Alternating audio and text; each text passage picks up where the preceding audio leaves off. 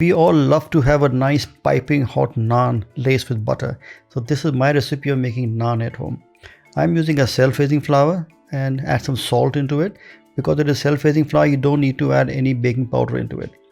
A tiny quantity of milk. I use a mixture of milk and water, but water is of a higher quantity than the milk.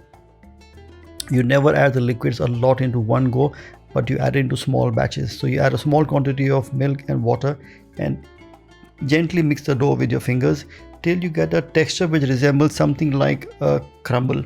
So that just basically mixes the flour, the salt, and the liquid, which is here is milk and water, into like a crumbly texture.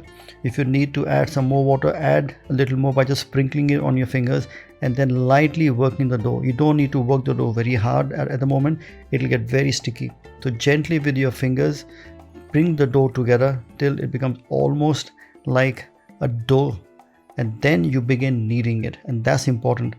At this stage, do not add any more liquid. There's enough liquid in the dough for it to come together. So work on the dough between your fingers and your palm and try and get a nice smooth dough. When that is done, you add in a tiny quantity of oil. Oil helps the dough to come together, and with your knuckles or the back of the fingers you press the dough down and you then begin to knead it. Now this brings the dough together. So mix it all together till you get almost into like a ball, a shape, or a malleable consistency. Once that is done, it is then transferred on to a workstation, and then with both your hands you have to use the elbow grease and pull and stretch the dough till it becomes nice and malleable.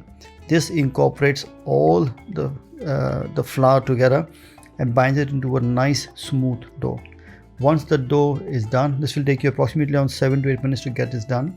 Let it rest for a few minutes, I would say 4 to 5 minutes.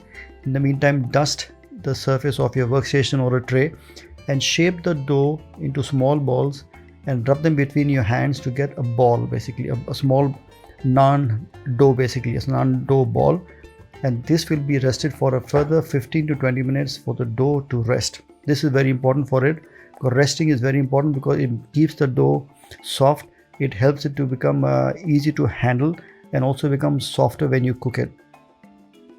At the restaurant, we probably make a whole tray batch of maybe 40 to 50 in one go and keep them in the refrigerator, and when we want it, we then take it out. Once the dough is made and rested, you take it off, put it onto a flat surface, and with the tip of your finger, which have been lightly greased with oil, you then gently flatten the dough to make it into a flat disc and flap the dough between the two hands. This basically airs the dough slightly and it makes it more elastic and makes it spread. Now I'm going to make a layer naan, a butter naan, which has got layers into it. You can use it plain, but this has got layers into it. For the layers, you add little oil and then dust the oil part of the bread with some flour. So and then put it onto the table and then you pleat it so you get like folds. So this technique is very important of how to make folds for somebody who's quite new in trying to make a layered bread. So that is the way you actually layer the naans, and then you drop some oil on it to let it soften. So that was my team member. So this is me now trying to show you how it is done. Again, I have taken a little more oil onto the dough, and with the tip of the fingers you spread the dough or make it flat on the edges. The center can still remain slightly plumpier, but the sides are the ones which need to go slightly thinner. Now once that is done, you then take it between your two hands and then you flap the dough between the flanks till it becomes elastic, becomes stretchable. You can also pull it slightly. Now because there is oil in your hands, it tends to stick, but you can also gently pull it out. Apply some more oil on the surface of the inside of the bread. So the oil part is then dipped into flour. Now this is again self-raising flour. You can also use plain flour. This helps the dough to become like a non-stick. It doesn't stick together when you start pleating it. And you hold the dough up between your fingers and lightly pull it inwards, and that is how you form the layers, or the lachhas as we call them.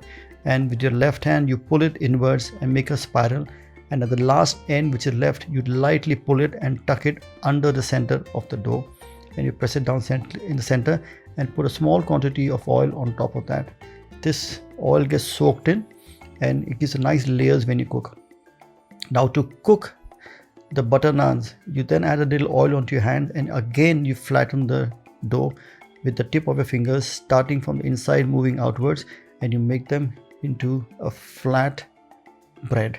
But you can see the layers, and that's because you already pleated them once before with oil and flour. Now once they're all done, you again put it between your hands and lightly flap them to slightly extend them, slightly elongate them, and make them slightly thinner and even.